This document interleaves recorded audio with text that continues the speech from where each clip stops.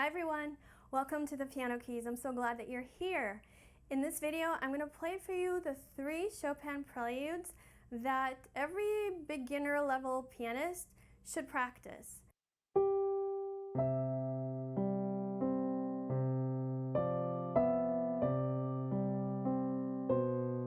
These are number 6, number 7, and number 20. Now, Chopin was influenced by Johann Sebastian Bach in writing the preludes. So Bach had written 24 preludes in his Well-Tempered Clavier, 1 prelude for each major and minor key. And Chopin also wrote 24 original preludes. Later on he added a few more, but originally he did 24, all the major and minor keys. Prelude is something that happens before something else, right? Prelude. So Bach's preludes were played before the fugue. So prelude in C major, fugue in C major, and so on. Chopin's preludes are standalone pieces and they're all pretty short. The shortest one is 16 measures long, but they're incredibly important pieces of music because they're so beautiful and they're actually quite difficult to play. So Chopin's preludes were not before anything else. They were just on their own, which was kind of a new thing that Chopin started. We don't think that he intended for all the preludes to be played at one time. He himself never played more than 4 at a concert, but it's become pretty common for pianists to give a concert of all 24 preludes and then maybe some of the others that were added later on, and also recordings of all the preludes played together. You'll notice in the A major one, there's a part where I play a chord and I arpeggiate it, like I play it rolled instead of all at once. It's not because Chopin wrote it that way. I don't think he intended for people to play it that way. However, I have really small hands and there's no way I'm going to reach those chords. So sometimes you have to make adjustments, you know, if your hands just aren't built for the piece that you're playing. Prelude number 7 was used as the basis for another piece written by Montpu. I'll put a link to that in the description box. It's really beautiful. And number 20 was used as the basis for a piece by Rachmaninoff. I'll put another link to that in the description box below. I'll also put the links in the comments. If you want to get the sheet music, I'll put a link to that as well. So look below. By the way, if you like this video, or if you like my videos in general, please click the thumbs up. I get so happy knowing that you like my videos. But other than that, the YouTube algorithm, I'm sure you've heard about it, it responds better when videos have interactions like comments and thumbs up and subscriptions and things like that. So why should you play these preludes? Well, for one thing, almost every pianist that likes classical music loves Chopin's music. But the thing is that Chopin was actually a child prodigy. I know we rarely hear about that. We hear about Mozart and Beethoven being child prodigies, but he was a child prodigy and he was a virtuoso pianist. He was just incredible on those keys, and the piano music that he wrote reflected his level of achievement at the piano. So he didn't really write beginner pieces the way that Bach did. So if you want to play Chopin's music without having to study for years and years to get your technique up to that level, then the preludes are an amazing place to start. You get to experience feeling, making that gorgeous music come out of your fingers, but also because these preludes will help you level up on piano. So number 6 has the melody in the left hand. Normally, the left hand does not play melody. We kind of like to ignore the left hand and give it as little attention as possible. So in this piece, you actually get to have your left hand and your brain work together so that you can produce that melody in the left hand. And then the right hand has to be kind of quiet while it's playing the accompaniment. Number 7, the right hand has the melody, but it also has the accompaniment in the same hand. So basically, it's like a mazurka, a miniature mazurka, and a mazurka is based on a Polish folk dance. So it's a miniature mazurka that you get to play in 16 measures, and you have a chance to play chords and bring out the melody in the top of the right hand.